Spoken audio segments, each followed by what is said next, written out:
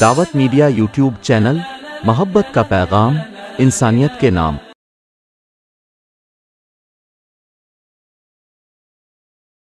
نحمد و نصلی علی رسولہ الکریم، اما بعد فقد قال اللہ تعالی فی القرآن المجید اعوذ باللہ من الشیطان الرجیم بسم اللہ الرحمن الرحیم وما ارسلناک الا رحمۃ للعالمین صدق اللہ العظیم۔ یا رب یہ التجا ہے کرم تو اگر کرے، یا رب یہ التجا ہے کرم تو اگر کرے، وہ بات دے زباں میں جو دل پہ اثر کرے۔ معزز سامعین اکرام اور دوستو، میں نے خطبے کے دوران ایک آیت تلاوت کی۔ اس آیات کے اندر سیرت نبی صلی اللہ علیہ وسلم کے ہر پہلو اور ہر گوشے کو اپنے تمام کمال و جمال کے ساتھ ایسا رکھ دیا جیسے دریا کو کوزے میں رکھ دیا ہو۔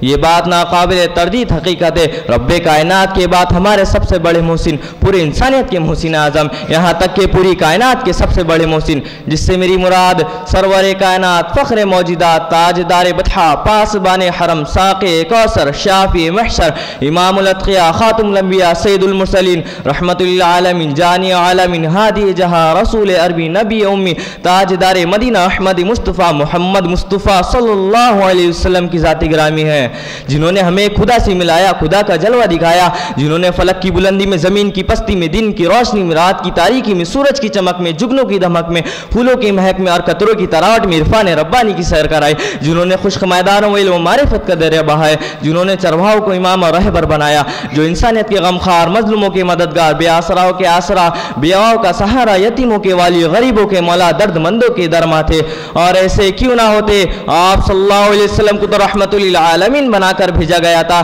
یہی وجہ ہے کہ پوری دنیا پر آپ صلی اللہ علیہ وسلم کے احسانات ہیں۔ لیکن آج افسوس کی بات یہ ہے کہ وہ مسلمان جو کل تک پوری دنیا کی قیادت اور پاسبانی کر رہا تھا، آج وہ تنزلی کی طرف کیوں جا رہا ہے؟ وہ مسلمان جو کل تک سمندر ہواؤں کو اپنے تابع کیا تھا، آج وہ ذلیل کیوں ہو رہا ہے؟ وہ مسلمان جس کی ایک آواز میں چند لمحوں کے اندر چرندوں پرندوں نے جنگل کے جنگل خالی کر دیے تھے، آج ایک چوٹی بھی اس کا حکم ماننے کے لیے کیوں تیار نہیں؟ مسلمان جن کی صورتوں کو دیکھ کر کروڑوں کفاروں نے دین اسلام قبول کیا تھا، لیکن آج اس کی صورت پر دہشت گردی کا الزام کیوں لگایا جا رہا ہے؟ آخر مسلمانوں سوچو تو صحیح، اتنا بڑا انقلاب کیوں آ گیا ہے؟ دوستو، جب تک مسلمان نبی صلی اللہ علیہ وسلم کے طریقے پر تھا تو کامیاب تھا، جب تک مسلمان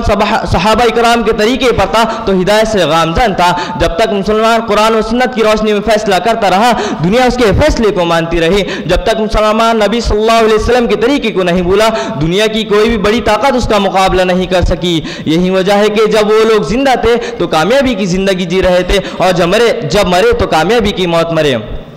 اور جب مسلمان نبی صلی اللہ علیہ وسلم کے طریقے کو چھوڑیں گا، قرآن و سنت کو پس پشت ڈالیں گا، صحابہ اکرام کی اتباع کو حقیر سمجھیں گا، قرآن و حدیث کے فیصلے کو نہیں مانیں گا، تو بھلا بتاؤ یہ ذلت کی غار میں نہیں جائیں گے تو کہاں جائیں گے؟ یہ لوگ ہلاک نہیں ہوں گے تو کون لوگ ہلاک ہوں گے؟ یہ بات آپ اپنے دل و دماغ کے اندر اچھی طرح بٹھا لیجئے کہ آج جتنے بھی بیماریوں نے جنم لیا، جتنے بھی بدعات و خرافات پیدا ہو گئی ہے، اور جتنے بھی رسم و رواج پھیل رہے ہیں، یہ سب کچھ نبی کریم صلی اللہ علیہ وسلم کے راستے کو چھوڑنے اور قرآن و حدیث کو بھول جانے کی وجہ سے ہو رہا ہے۔ آج ہمیں اس نبی صلی اللہ علیہ وسلم کا طور طریقہ پسند نہیں، اس نبی کا انداز گفتگو پسند نہیں، اس نبی کی شکل و صورت پسند نہیں، آج ہمیں ان کافروں کی شکل و صورت پسند ہے جو مسلمانوں کے واضح دشمن ہیں، جو مسلمانوں کی ماں اور بہنوں کی عزت تار تار کر رہے ہیں، انہیں زندہ جلا رہے ہیں۔ آج ہم ان کافروں کی تہذیب پر مٹنے کے لیے تیار ہیں جو قرآن کریم کو جلا رہے ہیں۔ آج ہمیں ان کافروں کی تہذیب و تمدن پسند ہے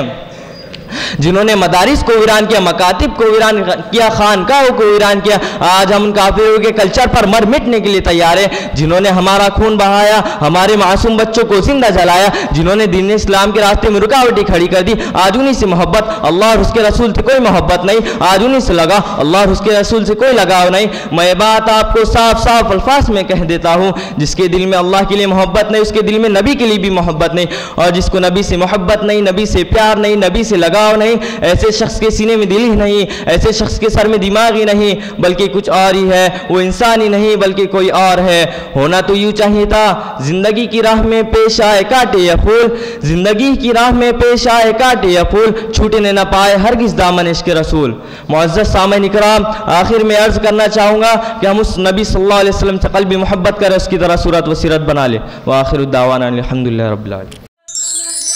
دعوت میڈیا یوٹیوب چینل، محبت کا پیغام، انسانیت کے نام۔